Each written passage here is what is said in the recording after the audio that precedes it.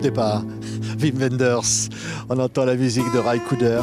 Quel bonheur, 40 ans après. Paris, Texas est de retour. Dans une version absolument incroyable au Festival de Cannes. C'est une émotion folle de vous retrouver ici, Wim Wenders. Merci. Pour moi aussi, c'était une grande émotion de montrer le film une deuxième fois dans une forme vraiment très très belle parce que ce qu'on regarde dans cette version 4K, c'est le négatif même qui est passé par la caméra. Il n'y a pas mieux. Ouais, c'est incroyable. Je disais standing ovation dans la salle de Bussy du Festival de Cannes. Et alors, dans le public, beaucoup n'avaient jamais vu le film. Ça, c'est des jeunes. Ouais. C'était un public très jeune. La plupart étaient nés après 84, évidemment, parce qu'il y avait beaucoup de jeunes. Et pour eux, c'était comme un nouveau film. Et je trouvais que le film a tenu le coup pas mal parce qu'il a parlé à eux. Et il est, je ne sais pas pourquoi, peut-être c'est l'Ouest américain, il appartient à une certaine époque que d'autres films. Oui, c'est vrai. Hein. Alors je disais, voilà, des images de cette standing ovation. La salle s'est levée, ça a duré des minutes et des minutes d'acclamation. Hein, et le public, c'est pas, même pendant le générique, à chaque nom qui apparaissait au générique, c'était des acclamations. Ce film, qui est un chef-d'œuvre, aujourd'hui vous appartient presque plus, il appartient à tous ceux qui l'aiment. C'est ce qu'on a fait. C'est une réalité. Ce film ne m'appartient plus à moi. Je l'ai donné dans une fondation, la fondation Wim Wenders, qui est le propriétaire, et donc c'est devenu une fondation d'intérêt public, c'est-à-dire le film appartient au public plus que jamais. Ouais. Vous vous êtes souvenu, il y a 40 ans, que vous avez débarqué à la gare de Cannes avec les bobines sous le bras. On a fini le sous-titrage le soir avant, à Paris, avec Bernard Eisenschitz, qui est le maître du sous-titrage français. Et à l'époque, c'était encore un processus chimique. On les a brûlés dans le film, les sous-titres. Alors, j'ai pris le dernier train qui arrivait encore le matin à Paris, un train de nuit. Il n'y avait pas le TGV, si je me rappelle. J'avais un lit. Et le lendemain, je suis arrivé à Cannes avec les bobines en main et je suis allé, il n'y avait pas d'assistant, personne, je suis allé directement à l'adresse où il y avait la projection de presse. Et j'ai amené la première copie sous-titrée et 1 heure plus tard, la première projection du film a commencé.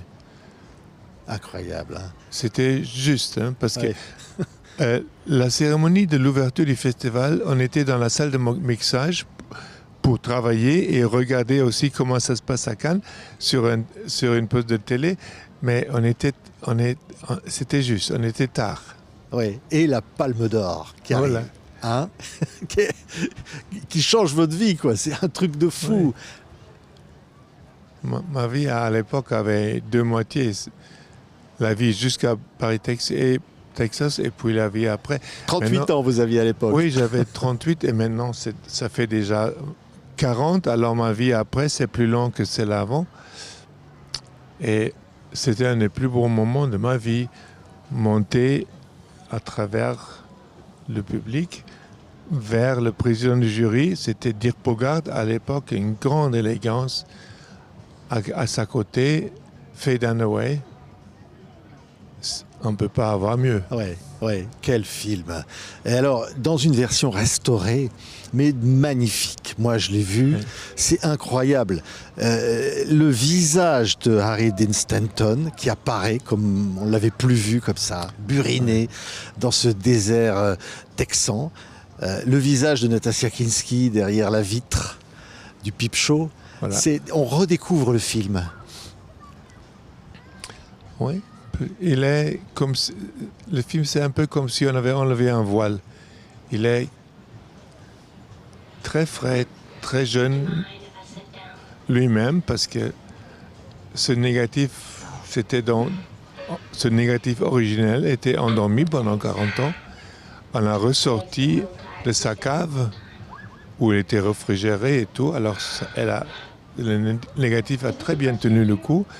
On a fait un scanning en 4K, ce qui est de mieux, ce qu'il y a aujourd'hui, avec Cinema Retrovato, Bologna. Et puis on a longuement passé au processus de restauration, aussi l'étalonnage. Il faut tout refaire.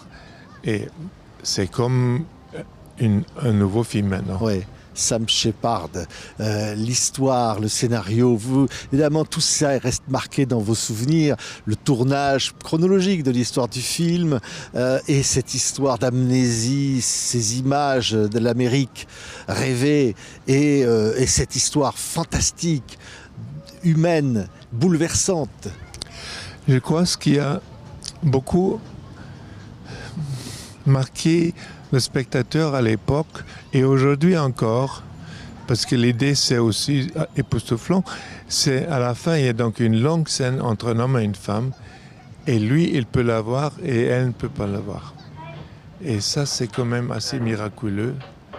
Il y a un miroir qui est semi-transparent, alors de l'un côté ça fonctionne, de l'autre côté ça fonctionne comme fenêtre, de l'autre côté ça fonctionne comme miroir.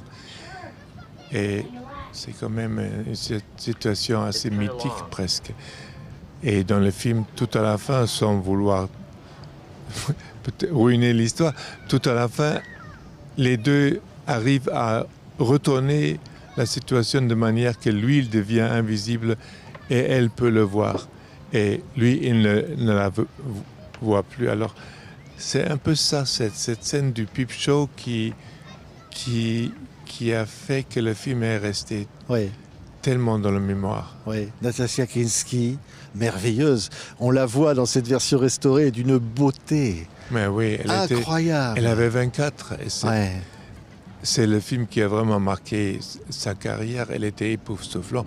Elle parle avec un accent texan que même les Texans ont assez cru. Ouais. Elle vous bluffait à l'époque. Elle était subjugante, quoi. Comment on était devant une actrice comme ça. Je savais ce qu'elle avait ça en elle et elle était fière de le montrer. Et elle savait que ça allait être un film super important dans sa carrière. Ouais.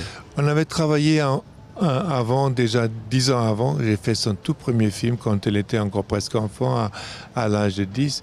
Ça, c'était notre deuxième collaboration. Et de nouveau, 10 ans plus tard, on a fait encore un troisième film. Nos deux, c'était Si loin, si proche. Ouais. Qui était aussi à Cannes, qui a remporté le prix spécial du jury. Oui. Harry Dean Stanton, inoubliable acteur. Ouais. Inoubliable. Un peu tragique parce qu'il avait déjà 55 ans. C'est son premier grand rôle, masculin, son premier leading, comment ça se dit en français? Oui, premier rôle principal. Le premier rôle principal, à cet âge-là, c'était un peu tragique. Il avait très peur qu'il serait trop vieux pour le rôle et je lui ai tenu la main tous les jours pour lui réconforter qu'il était génial parce qu'il avait toujours peur. Je suis un peu trop vieux, tu trouves pas? Regarde Nastassja, comme elle est belle. Qu'est-ce qu'elle trouve en moi? Je suis trop vieux.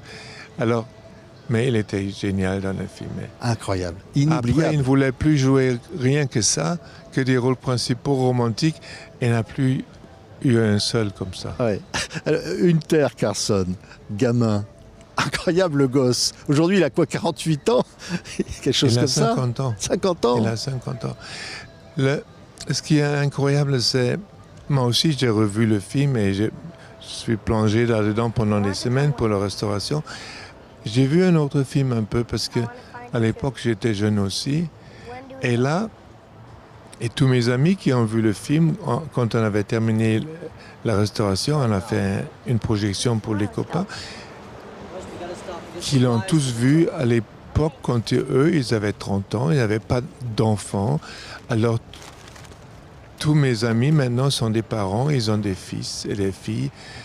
Et tout d'un coup, ils ont tous dit, alors le rôle principal dans ces films, c'est le petit gamin. On n'a pas remarqué à l'époque.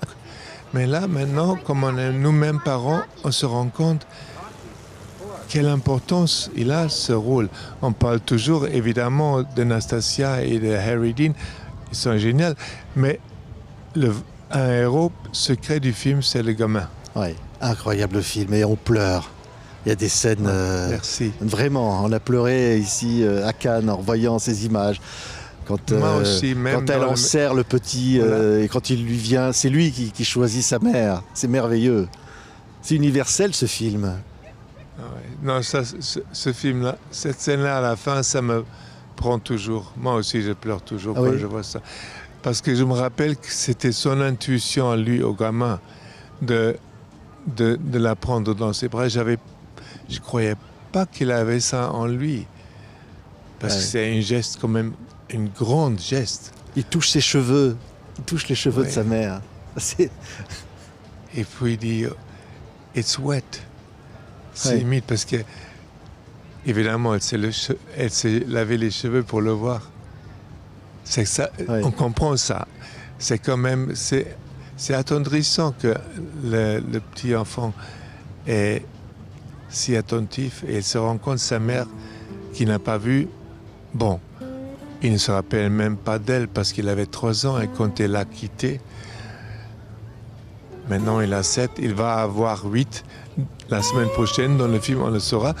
Et il dit, tout seul, il a fait ce geste, a touché ses mains, ses cheveux, il a dit « Ah, c'est humide encore ». Et puis il l'embrasse, il met ses mains autour d'elle. Et Nastasia, elle aussi était prise d'une grande émotion. Et tout d'un coup, le gamin met ses jambes autour d'elle et elle se lève et ils font ce tourbillon. Tout ça, c'était pas répété. Merci Wim Wenders. La musique de Ry Cooder, elle est là, on l'entend là. Là, ça marchait elle encore. Elle est inoubliable. Sauf que cette fois-ci, quand la musique arrive, les premières images de la musique arrivent, il y avait un applaudissement.